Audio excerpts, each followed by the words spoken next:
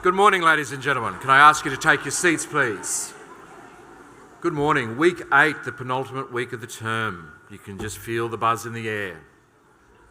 The winter holidays on their way, but still exams and end of semester assessments to negotiate before we get there. And in that spirit of the end of semester and celebrating academic outcomes, the main focus of today is the presentation of our academic firsts, those outstanding achievers in Year 12. So we look forward to seeing them come across the stage.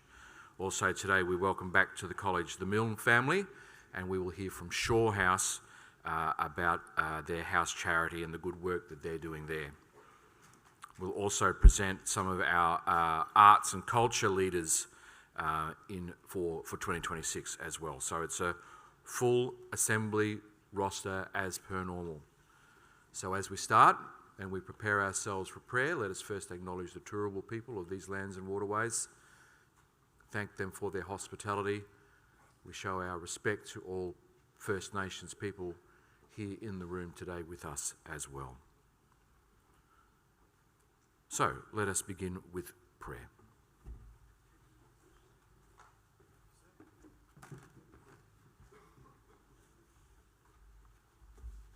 Very good morning, invited guests, colleagues and students of Nudgee College.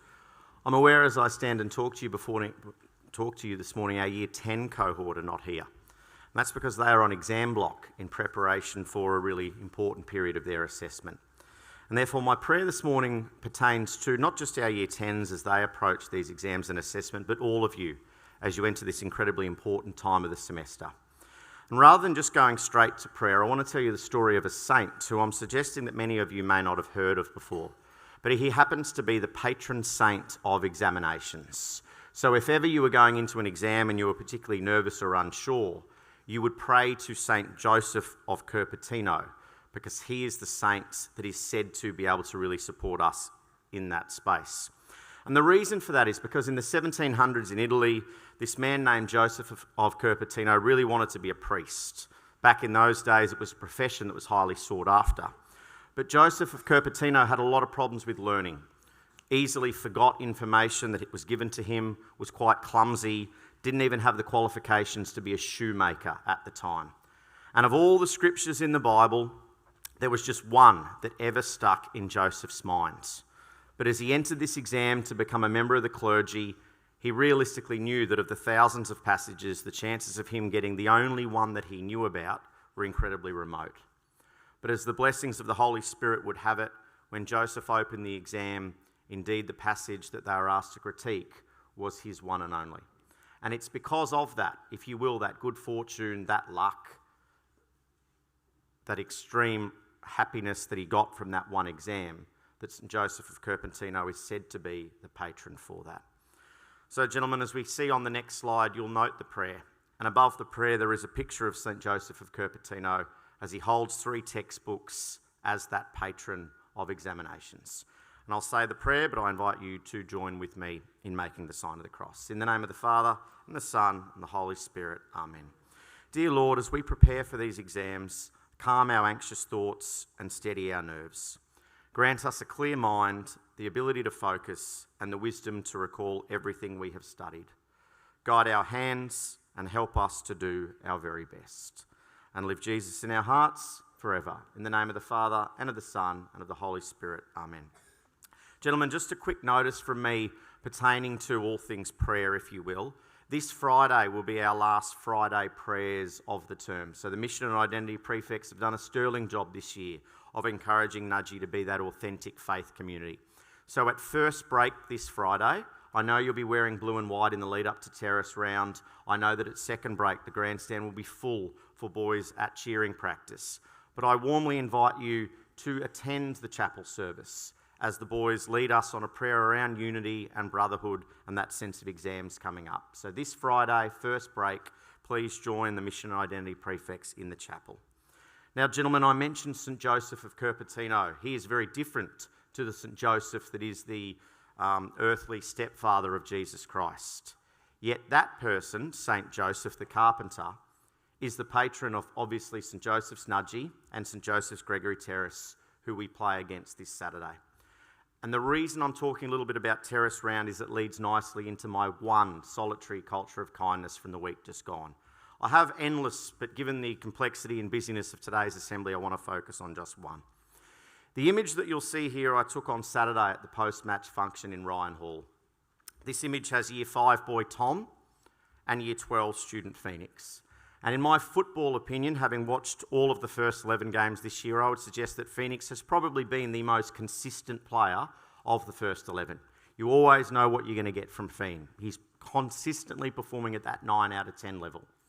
Yet what really pleased me was that Tom was invited to attend the post-match function because he not only served as a ball boy, but essentially as one of the main cheerers of Nudgee on Saturday. Because the place around the pitch that Tom was asked to retrieve the footballs and roll them back to was right in front of the enormous TSS cheer squad. So whilst TSS were making a whole load of noise for their compatriots from the Gold Coast, Tom was the one solitary voice on that far side of Ross cheering on the Nudgee boys. And the feedback from the players was, this little guy that's rolling us the balls is awesome. He's actually louder with his, come on Nudgee, than what Price is, and that's saying something. So the boys actually put it to staff saying, can Tom please come along to the post-match function? So he did. So here's Tom sitting amidst an absolute quality field of players from Southport and Nudgee, and Phoenix took it upon himself not to sit with a Southport player, but instead to be next to Tom. So in line with all of that spirit, that ticker, that school pride that Tom showed, I just want to talk to you briefly from my perspective as a coach, a CLT member, and also a parent here at Nudgee. You guys have set records this year. Biggest crowds debating's ever seen. Enormous crowds at volleyball. Even theatre sports is flocking numbers. There's a general vibe that the school has not seen spirit like it's seeing in 2026. Yet I don't think we've seen that in football just yet. This Saturday is a premiership game. If the boys win, they are the premiers. But Terrace are no mugs. They could also win the premiership. If ever there was a day to be at Ross in the grandstand, not on the flats watching rugby trials, but instead leaving the flats to support your Nudgee brothers, this is it. Be there at 1 o'clock. Year 12s, form that guard of honour for that final home game in silence for your mates. Because I believe that this Saturday could be the largest schoolboy crowd in Australia this year for a soccer match. The World Cup starts on Friday. Be a part of that history, if you will, on Saturday by being in that grandstand. That's a culture of kindness. That's paying homage to that great rivalry of St Joseph's. Gentlemen, thank you for your time, and I pass over to Mr. Donnelly to talk about the academic first.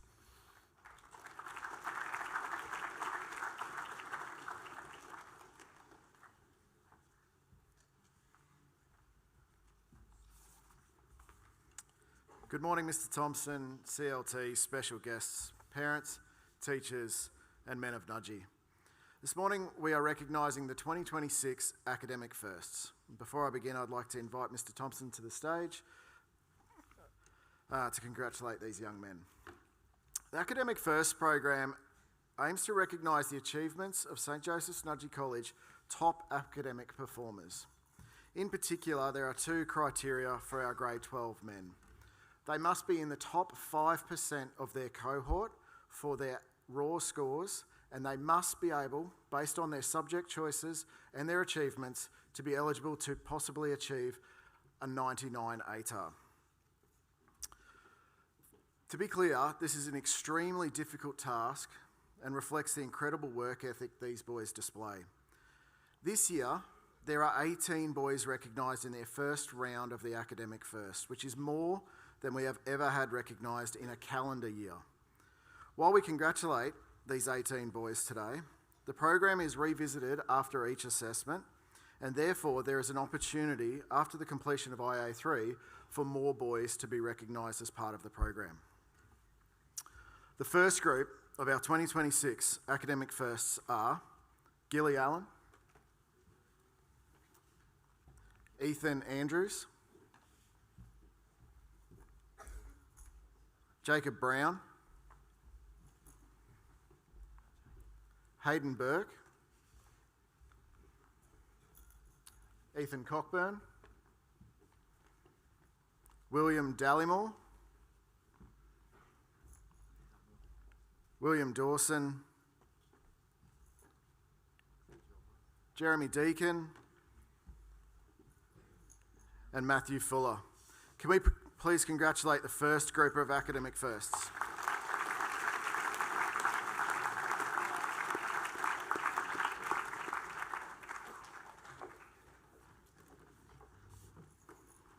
And our second group of academic firsts. Jackson Gosney.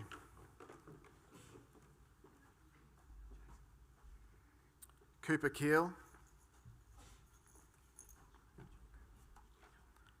Caleb Lloyd. Kieran McAllister. Vincent Meriveka. In his absence, Anton Roberts. Oliver Scouten. Flynn Twomey. And Baxter Witteveen. Can we please congratulate all of our academic firsts on their achievement?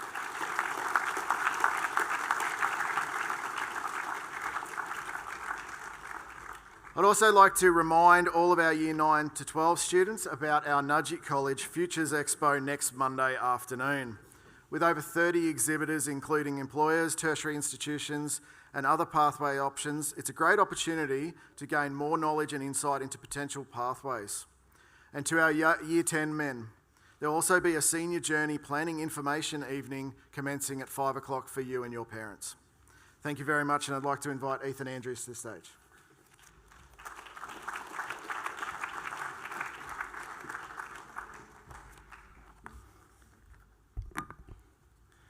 Good morning, Mr. Thompson, members of the college leadership team, staff, parents, and my fellow Nudgee brothers.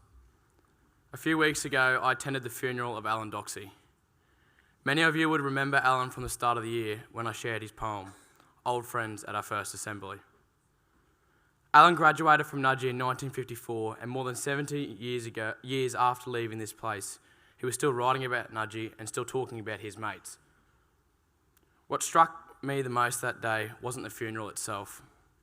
It was the men sitting around me. There were old boys everywhere. Some had left Nudgee decades ago, and others were now well into their 80s.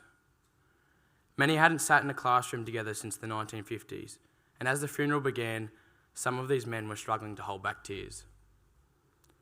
Not because they had lost someone from school or someone they used to know. They were grieving a mate, a brother. Someone who had walked through life alongside them for more than 70 years. Then, as Alan's coffin was being wheeled out, I made eye contact with his daughter. She looked towards me and mouthed 2 words: "Thank you." At first, I thought me being there was the least I could do for Alan. But in that moment, I realised it meant more than that. I realised what Nudgee had done for Alan, but more importantly, what Alan and men like him had done for Nudgee. They built a community that lasted long after they left these gates. And sitting there looking at these men, I kept coming back to one thing. They showed up. Long after the final bell had rung, long after school sport had finished on a Saturday, they still made the effort to be there for each other. Which brings me to this weekend. Nudgee versus Terrace. First football are playing for a back-to-back premiership, and tennis is playing for their first premiership in 30 years. So if I'm being completely honest, I don't understand why we are still having to convince people that it matters. There are around 1,700 boys at this school. Do you know how many it takes to fill the grandstand? About 700, less than half. So don't tell me it can't be done. The numbers are not the problem. I could stand up here and talk about the battle of the colours. I could talk about the rivalry. I could talk about the history between Nudgee and Terrace. But what does any of that actually matter if we can't be bothered showing up on a Saturday? History is easy to admire, but creating it takes a bit more effort. Boys, this isn't about us as Year 12s and trying to make our year level look good. In a few months, we'll be gone.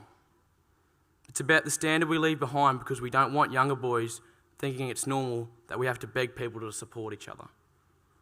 I don't want Year 5 boys growing up thinking school spirit is something you hear about. In the coming years, some of you will complain that nobody comes to watch your games.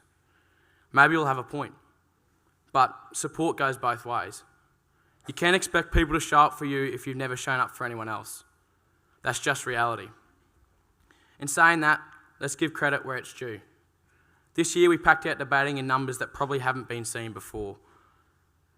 And you know what? Troy and the boys haven't missed a beat. They come to cheering practice and make an effort to get around other teams. Most of them have nothing to do with football, but they still turn up. The first football boys have never played in front of a full Nudgee grandstand. Never. Think about that for a second. Some of those boys have spent years representing this school. They've put in countless hours that most people never see. Yet they've never looked up and seen a packed grandstand behind them. And while a lot of attention will naturally go to the football, let's not forget the tennis boys.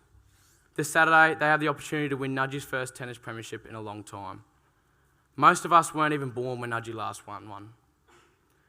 Yet this group has put themselves in a position to do something special, and they deserve to walk onto those courts knowing the school is behind them. I am asking as many of you boys as possible on Saturday morning to get to the tennis for an hour of power from 9 a.m. to 10 a.m. We are going to be the first GPS school to surround those tennis courts. Then, as your captain, I'm asking you to do 2 more things. 1, come to cheering practice this Friday. You will have 10 minutes to eat your lunch, and then the drumline will guide you to Ross. 2, more importantly, this weekend, grab your mates and get to Ross for a 1:15 start. A few weeks ago, I watched men in their 80s show up for a mate they met at Nudgee more than 70 years ago. This Saturday, all we're asking is that you show up for yours. Thank you, and see you then.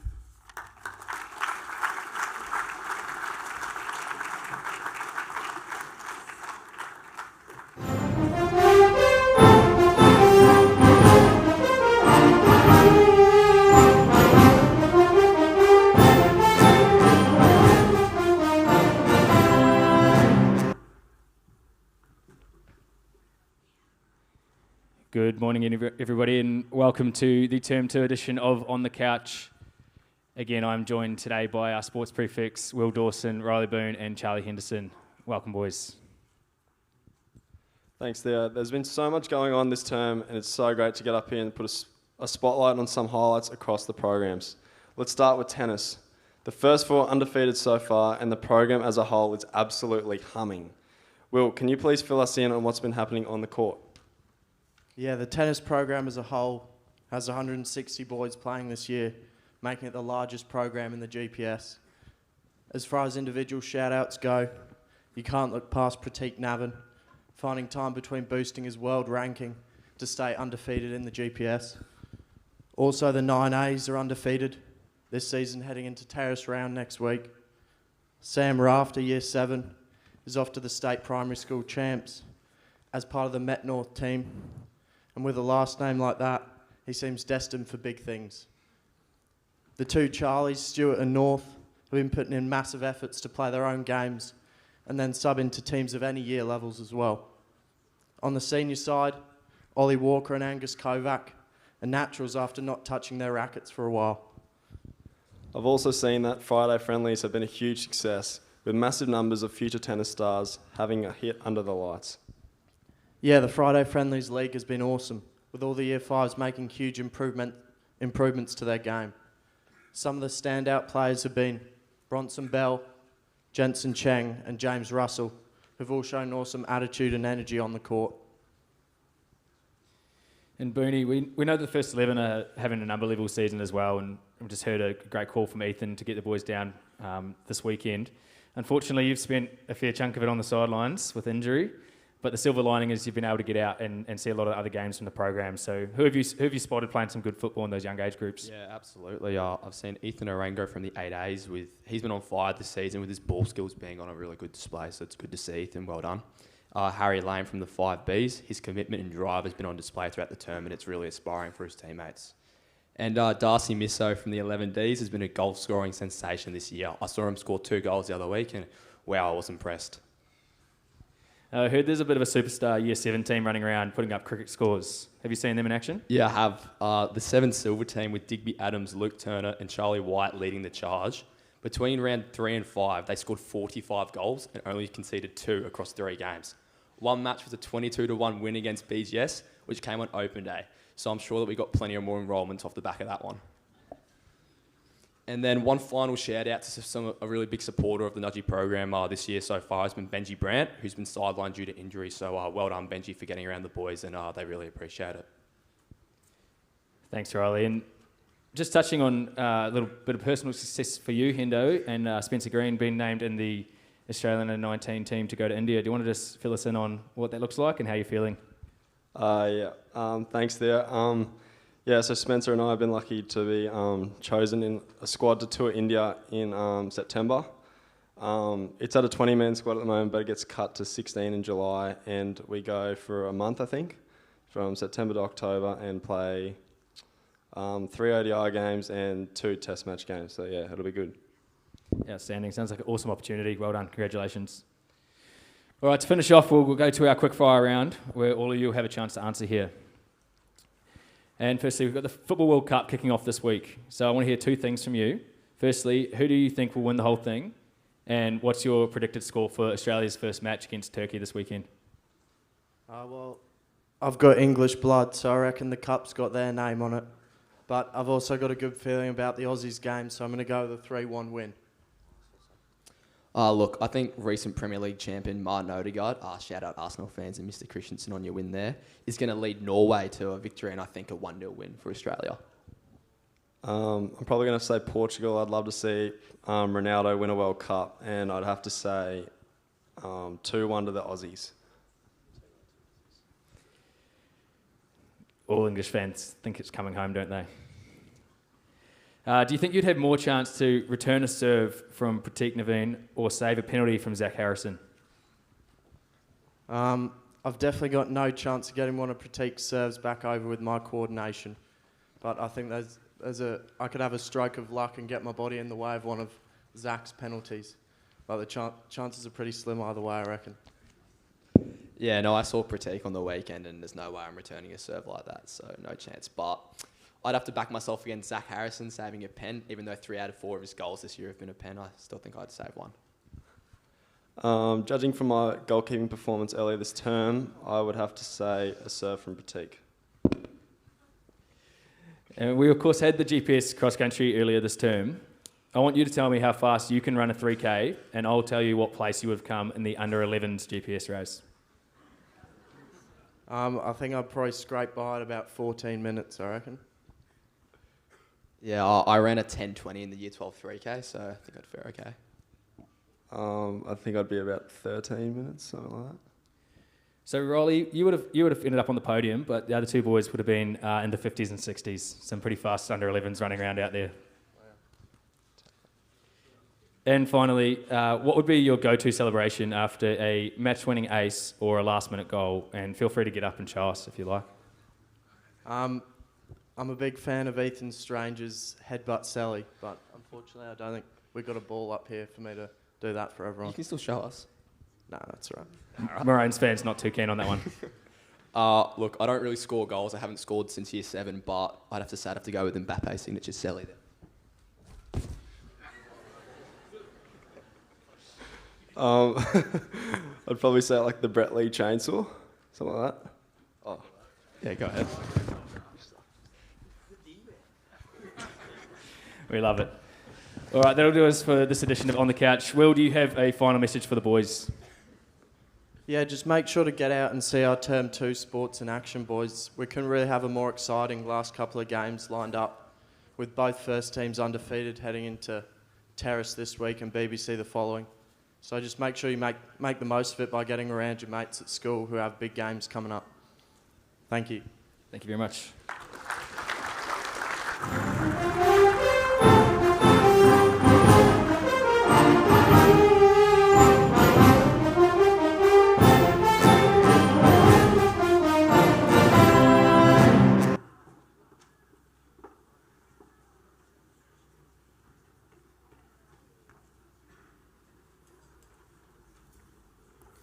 Good morning, Mr. Thompson, CLT, special guests, parents, colleagues, and Nudgy men. NC Drumline is a long-standing part of our culture here at Nudgy, from Friday lunchtime cheering practice to performing at GPS fixtures, marching on Anzac Day, entertaining the crowds at Ekka, and competing at Eisteddfods and QCMF. Drumline plays an important role in our college. This year, I'm delighted to announce that our drumline captain is Year 12 student Ethan Cockburn. Ethan has been a dedicated member of the drumline and percussion program for many years and leads by example through his commitment and enthusiasm. I'd now like to invite Mr. Thompson to the stage to present Ethan with his badge as our 2026 drumline captain.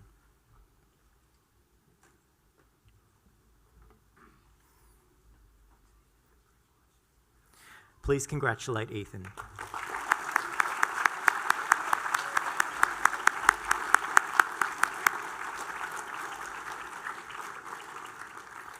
Another important part of our performing arts program is our tech crew. Nudgy is well known for its quality of its events and productions across Brisbane, and behind Mr. Carmody and Mr. Flanders is a team of boys who work tirelessly to make it all happen, both on and off stage. In fact, right now, boys are operating the live stream, cameras, slides, and sound to bring assembly to everyone.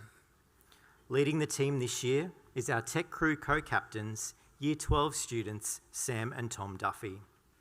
Both boys have been valuable members of our tech crew for many years, and their skills, dedication, and willingness to serve the college community do not go unnoticed. It's my pleasure to announce and invite Sam and Tom to the stage to receive their badges from Mr. Thompson. Please congratulate Sam and Tom.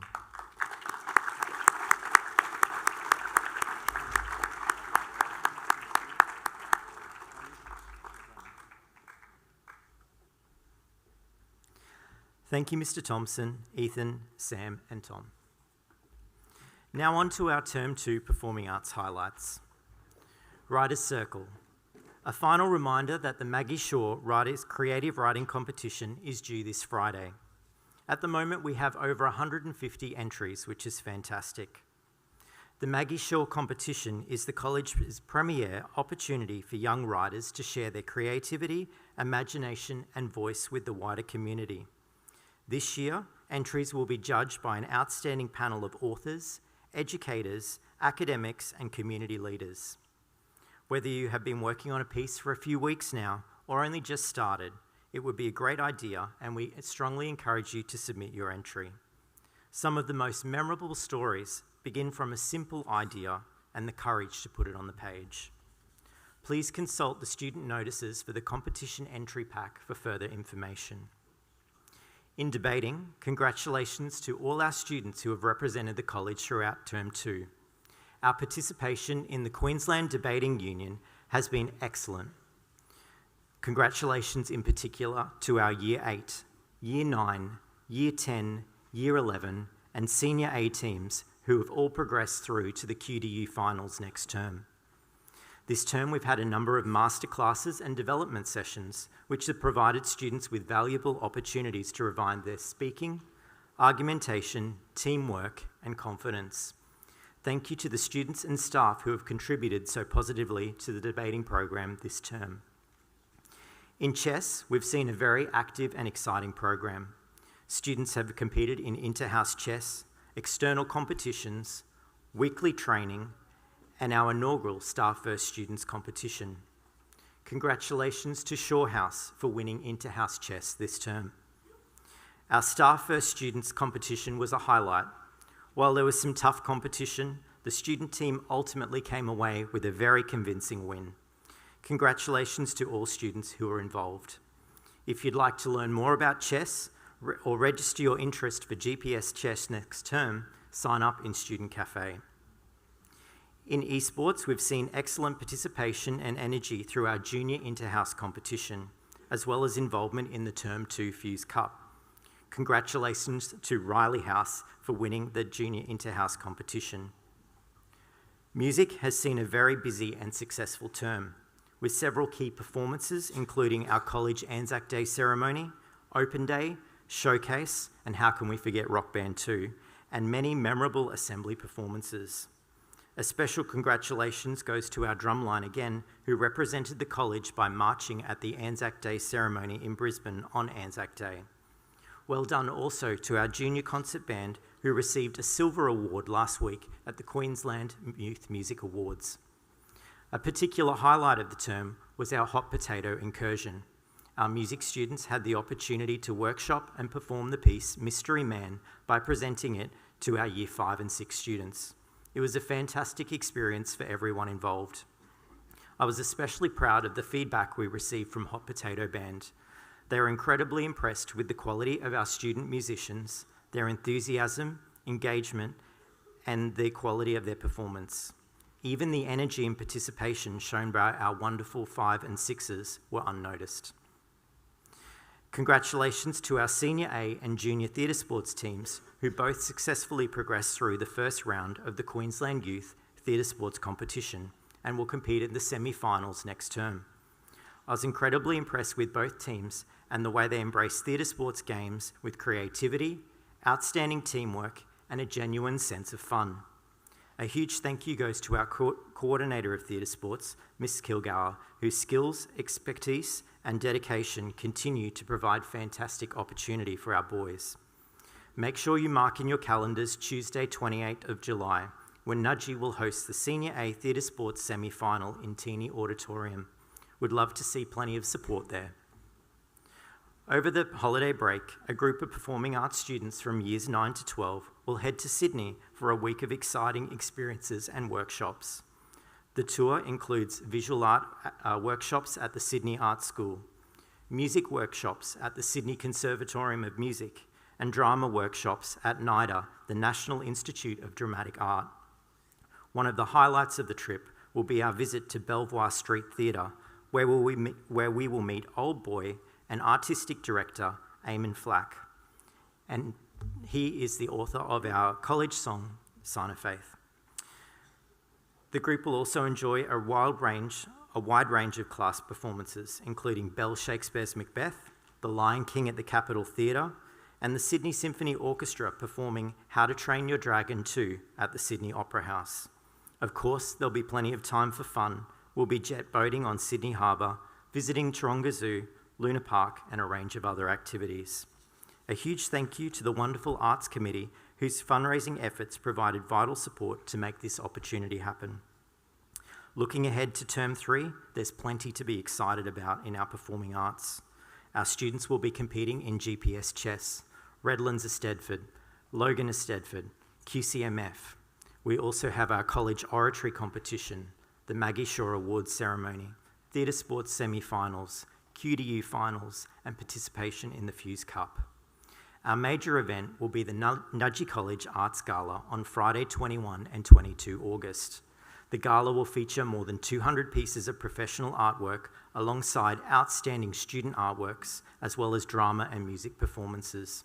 It is shaping up to be one of the largest arts galas we've had in recent years and is certainly an event not to be missed. Gentlemen, I hope you have a wonderful Semester 1 break, and we look forward to seeing you continue to engage in the performing arts in Semester 2. Remember, it's never too late to try something new and discover the many opportunities that the arts at Nudgee has to offer.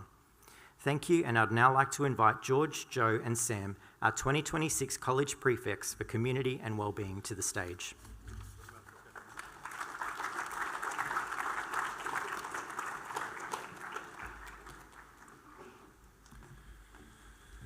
Good morning, Mr. Thompson, members of CLT, staff, and my fellow Nudgee brothers. Today we are here to announce our annual event, the Bridge to Brisbane, which is in support of our house charity, Epilepsy Queensland, and in memory of Nudgee College Old Boy and Shaw Old Boy, Sammy Milne, who sadly passed away from epilepsy. This year holds particular significance for the Shaw community as 2026 marks 10 years since Sammy's passing. For the past decade, the Milne family, alongside members of the Shaw community, have continued to participate in the Bridge to Brisbane to honour Sammy's life, celebrate his legacy, and support those living with epilepsy. In the very first year, the Milne family, friends and community raised over $20,000 for the cause. It was an incredible reflection of the generosity and spirit of not only their family and friends, but also the Nudgee community. As a school, we would love to make this year's event the biggest yet. Epilepsy Queensland plays an incredibly important role in supporting individuals and families affected by epilepsy through education, advocacy, community support, and access to essential services.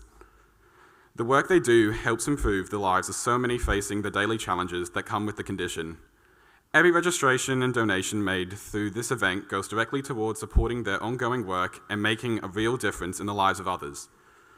More than just a fundraiser, the Bridge to Brisbane has become something deeply meaningful for Shaw House.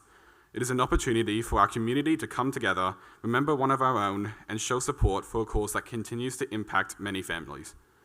Sammy's legacy remains an important part of Shaw House, and this event is a chance for all of us to honour that legacy together. One of the most powerful things about events like this is the sense of community that they create. Seeing students, staff, parents, old boys, friends and families all coming together for a shared cause is what makes the day so special. We would love to encourage as many members of the college community as possible to get involved this year, whether that means participating in the run or walk, donating, or simply helping spread awareness. Now it's my pleasure to introduce to you the family that holds a great significance within Shaw House. Please give a very warm welcome to past Nudgee family, the Milne family, to share a few words about Sam and his life.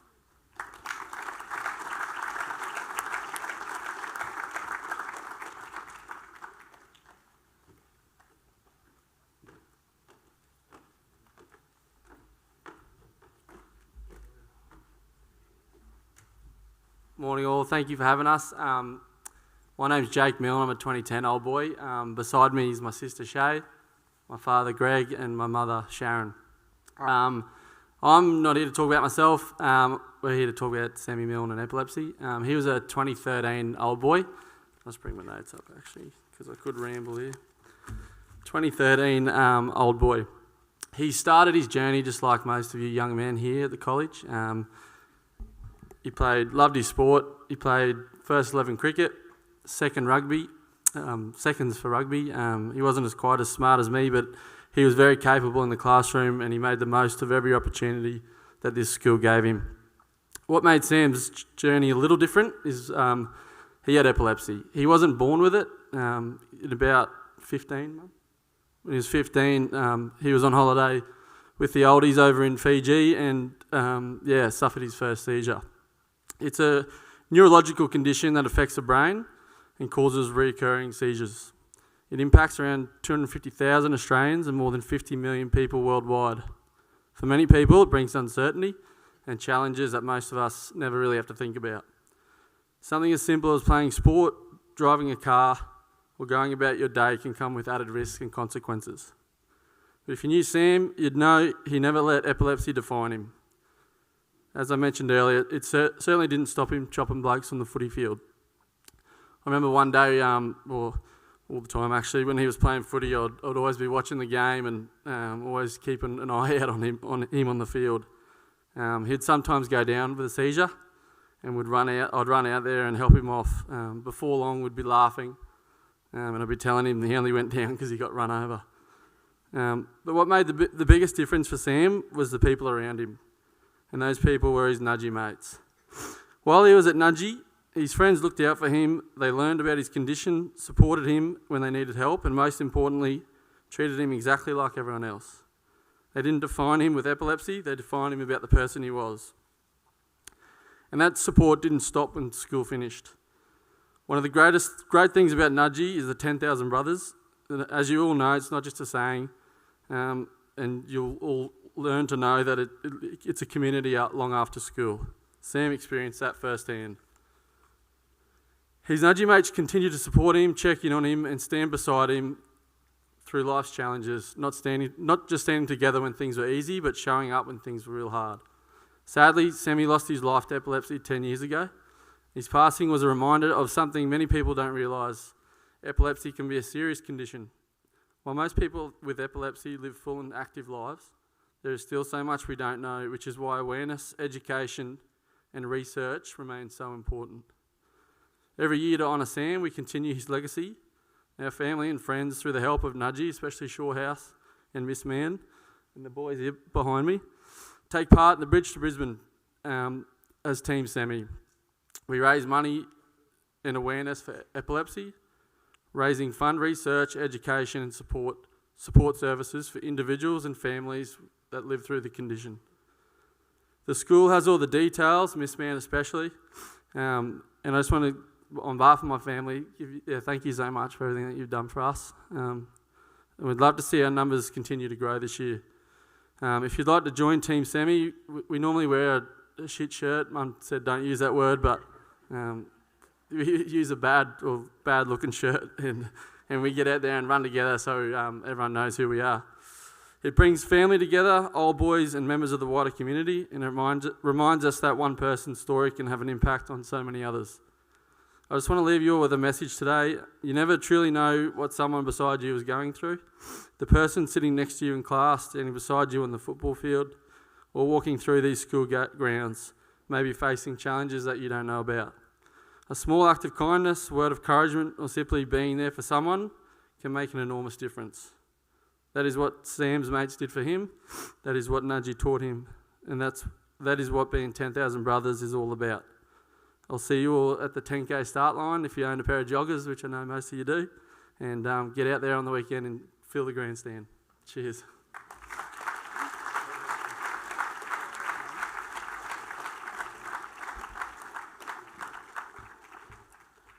Thank you, Jake. And as Jake just said, this event is for everyone, not only Nudgie students and staff, but also for families of students and staff members. We would love to see the wider Nudgie community come together to support such an important cause and honour Sammy. The more people involved, the greater the impact we can make for Epilepsy Queensland and for all those affected by epilepsy. Over the coming weeks, please keep an eye out for posters and flyers around the college with more information about the event and how to register to also come along shortly after. There will be QR codes available to sign up and join the Shore team or to donate for this year's Bridge to Brisbane. We truly hope the wider Nudgie community can help us make this year's event something special as we come together to honour Sammy, support the Milne family and raise funds and awareness for Epilepsy Queensland. Thank you.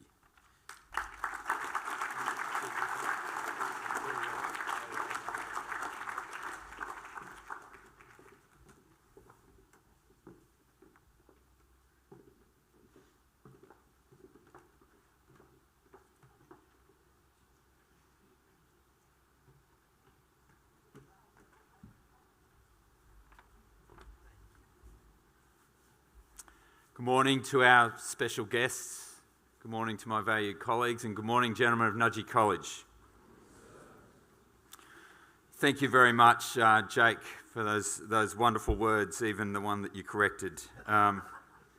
It's great to hear, and especially in the 10th anniversary since Sammy's passing, the tribute and the legacy that continues there, and the very affirming words of Robin and the Shore House and all of the work that continues to be done then. So please, gents, listen to that message and make sure that you act on it.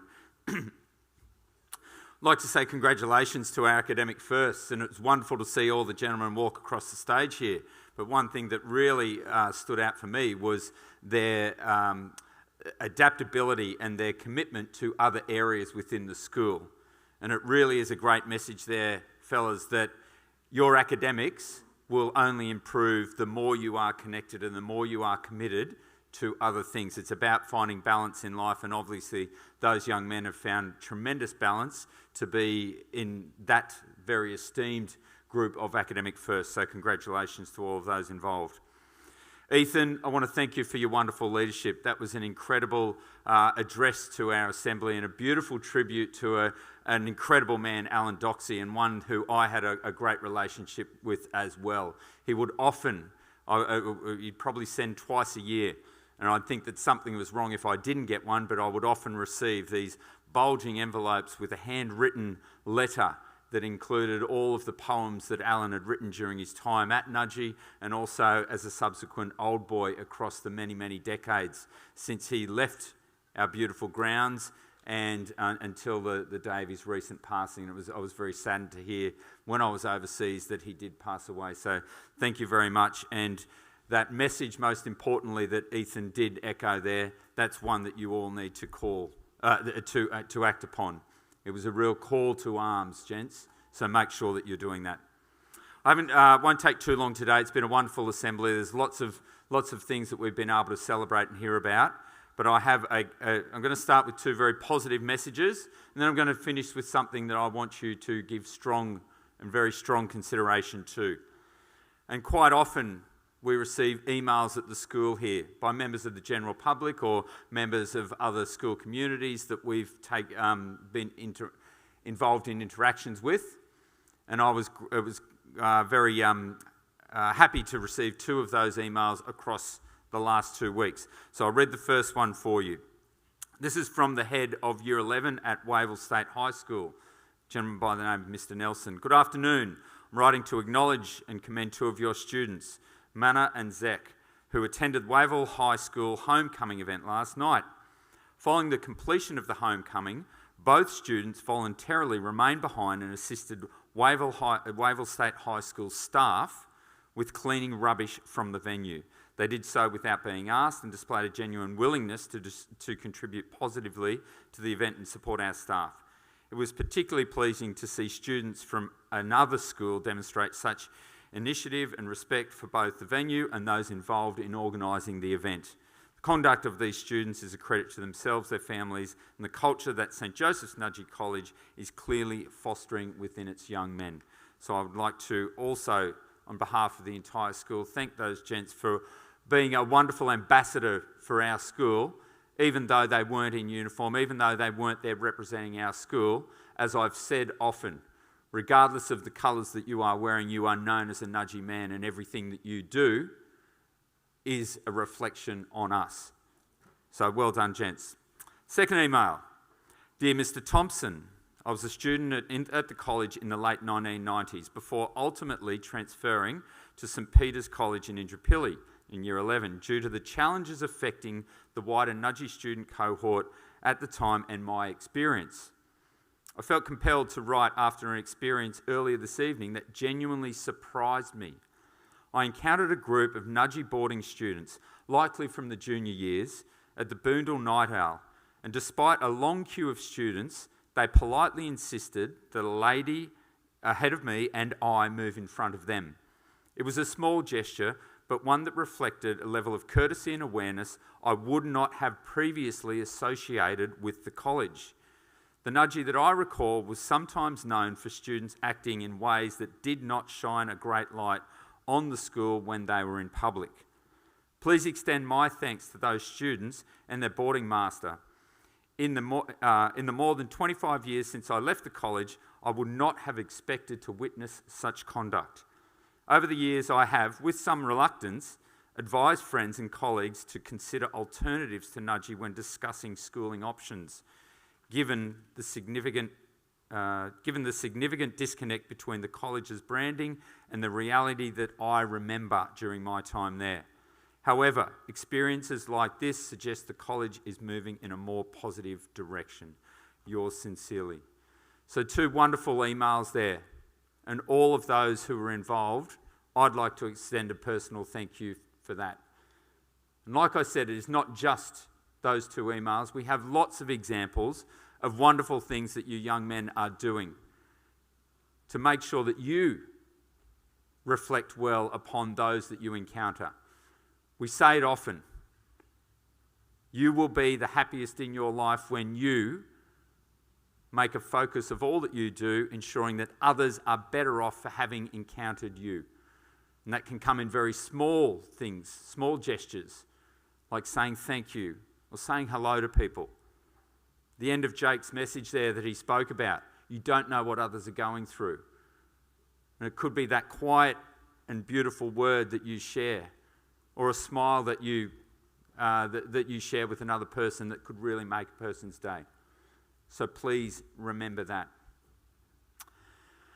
So there 2 things, 2 affirming things, and like I said at the start, you're always going to be a walking advertisement for Nudgee. I'd love to be able to finish on a very positive note, but as I said, there's 2 things that there's one thing that I want you to consider as we depart here. Now, I also promise this will be the last time that I speak about my recent trip. Okay, I know I've done it the last 3 weeks, but it was a fantastic time, and I thank everyone for it. But one of my experiences when I was in Buenos Aires was that we visited a school in a very, very low socioeconomic, very poor area of Buenos Aires. And it was a Catholic school, and it was had a bit of a partnership with the main school there called Collegio Cardinal Newman College.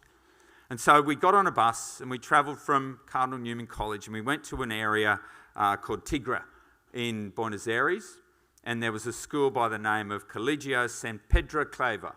You may have heard of that name before in English, St. Peter Claver. And so we went to this, and you can see the photos that I've got displayed there. That's the entry to their little school on the top left. You can see there's big walls around it. You can see there's razor wire on the wall around it. So when I say it's in a poor area, I'm also talking about it's in a very dangerous area of Buenos Aires as well. High crime, high violence, gangs, malnutrition amongst the students who attend that school. There was a little section that was the junior school, the primary school. There was a section that was the secondary school. We visited the junior school first, and then we walked down the road to the secondary school. If you can flash that slide up again, please, sir. You'll see in there examples of the furniture.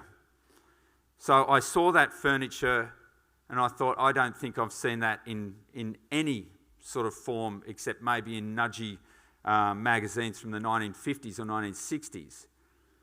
So you can see it was very, very basic. On the bottom left there, you can see three female students, and that is their tuck shop. So that's the tuck shop that they had. So my colleagues and I were there during a lunchtime. So kids had been at the tuck shop, lined up politely, and then they went outside. I'm going to share with you this video. It takes about 30 seconds. Just have a look at this. I'm going to take videos, so we'll give it out now. What a monthly credit. So this is their yard, adjacent to the little area where I took a photo from. You can see again, high walls, razor wire, sleeping dog.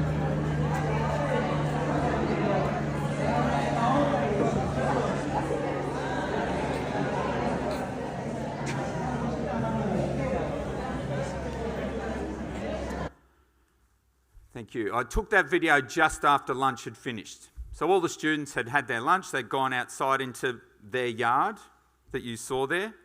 There didn't appear to be much. They'll have big smiles on their faces. They had a great time at lunchtime. A few kicked a football around.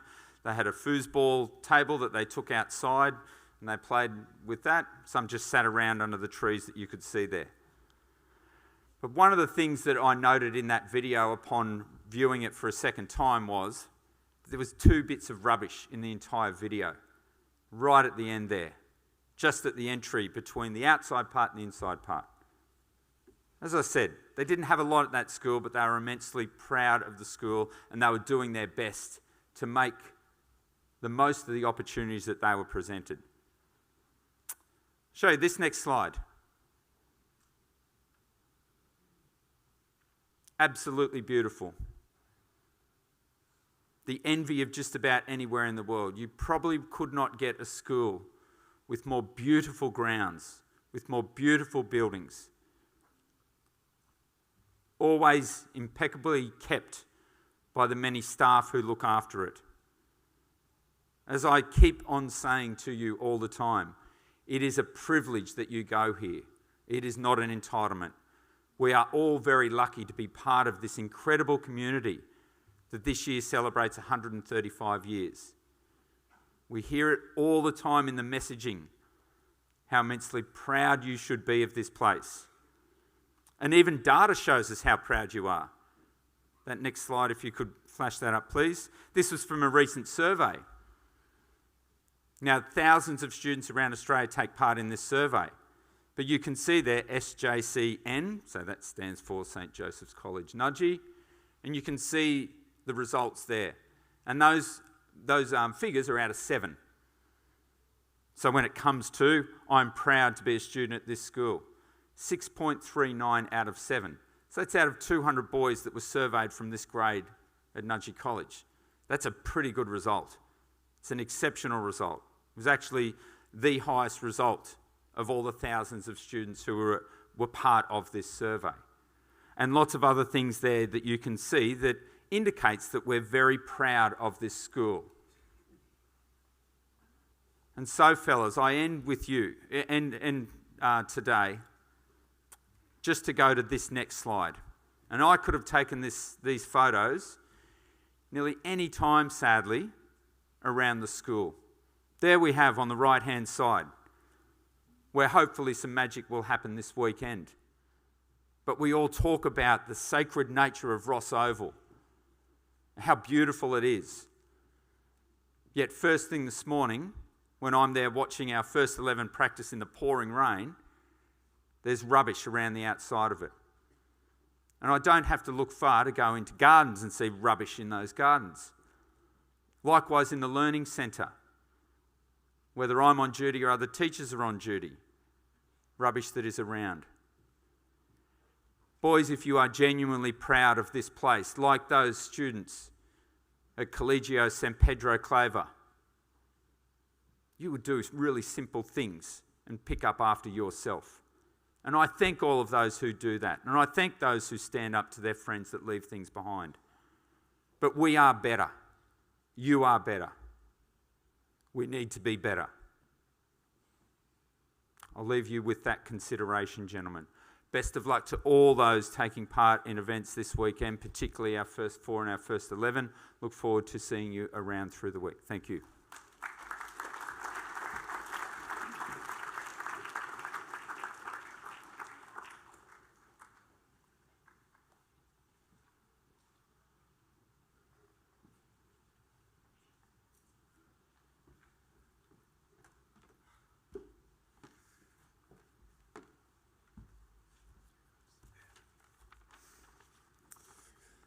So boys, I know it's been a long assembly, but I won't be too long. Just going on to the week ahead by me and Digger.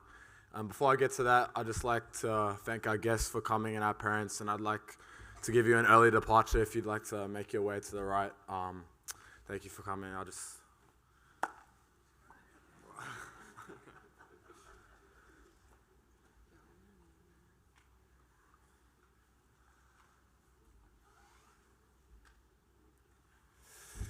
So to the week ahead, just like to go to Friday, Blue and White Day. Make sure to bring a gold coin donation. Make sure to wear blue and white, and please don't forget your gold coin. It's really important that we do that. It's for a donation, so make sure to bring your gold coin. And for that Blue and White Day, at lunchtime there'll be cheering practice. Ethan's already touched on that, but boys, the cheering practice needs to be better this term. We're getting half the grandstand at most cheering practices, and I know it can seem like a lot to you, but we really need everyone at cheering practice, especially for this round. It's terrace round. We shouldn't have boys hiding to get away from cheering practice. We never make cheering practice compulsory, and there's a reason we do that. But if you come to Nudgee, and if you call yourself a Nudgee brother, I need everyone to be at that grandstand for cheering practice so we can get ready, get our cheers proper, ready to get it into Saturday to support our tennis boys and to support our soccer boys. So I really need to emphasize that on Friday. And then for student formation, grade 7 to 10 and grade 12, you'll be in your SF classrooms. And then year 11, you ought to go straight to Tini at the first bell. And then I'll pass on to Digger for the Saturday. Look, I'll head straight to the week ahead and touch back on Saturday. So week 9's a 4-day week. Tuesday, Wednesday, year 10s are on their TABGA program, as well as Bear Cave Wednesday morning in TO1. Then our Thursday would be cheer practice for BBC round, which is Friday fixtures at BBC, last Nudgee game for Nudgee boys in tennis and football. That's next week. However, this week, this Saturday, we've heard a lot about a lot of people, so sorry to come back to it again. However, I'll just go through the expectations and logistics for that day. So obviously, Ethan said hour of power, 9 to 10 of the tennis boys. We'll wheel out the grandstands that we did for volleyball out to the tennis courts, and hopefully for the 1 hour we can fill it and really show the tennis boys our support as they are undefeated and they step towards that premiership. First one in 30 years. And then for the first 11, if we win on Saturday, we win it all. The premiership is handed to us on Ross. If we lose or draw, we give opportunity to BBC or Terrace to claw back in and take it off us, which we do not want. That means for the hundreds of boys that will be playing sport at Nudgee on Saturday, whether that's football, rugby or tennis, if you play, you stay. It always is relevant. However, this week is even more relevant. So if you play, you stay, whether it's 8 a.m. on flat 10 or the seconds on Ross right before. You play, you stay, and you will stay in your formal uniform to be in the grandstand, to fill that grandstand, because we did not have a home terrace round for rugby this term or this year. So the home round for terrace will be football term 2. So one chance to fill this grandstand to support your Nudgee brothers is this Saturday. Thank you. I now invite college senior Denver Bradford to do 3 cheers.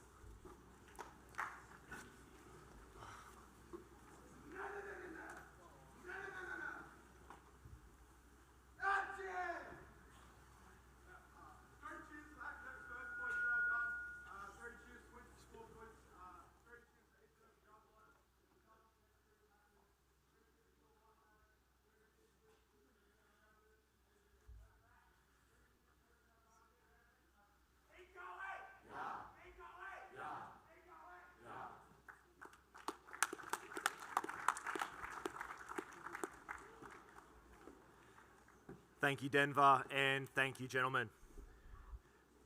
As we get ready to depart, I'd like to reiterate my congratulations to all of our academic first recipients and our captains of performing arts. Well done to all of you gentlemen for your efforts in your respective domains there. I'd also like to thank again Jake and the Milne family for coming and joining us today. Gentlemen, can we please thank them again for the generosity of their time?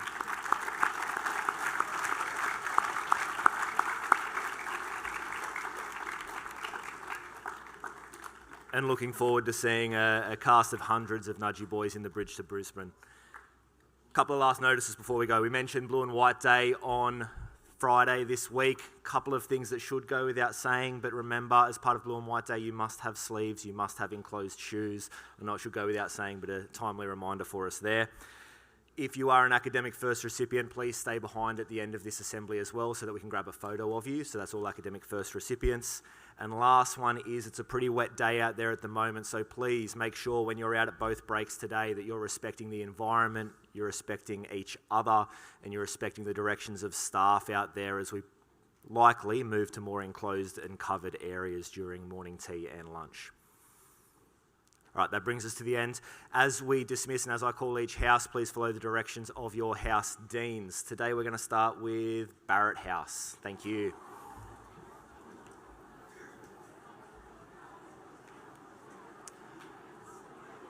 Tierney House, thank you very much.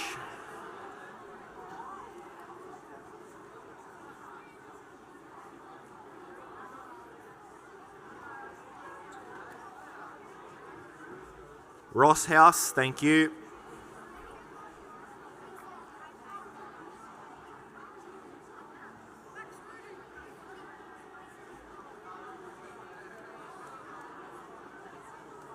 Shaw, thank you very much.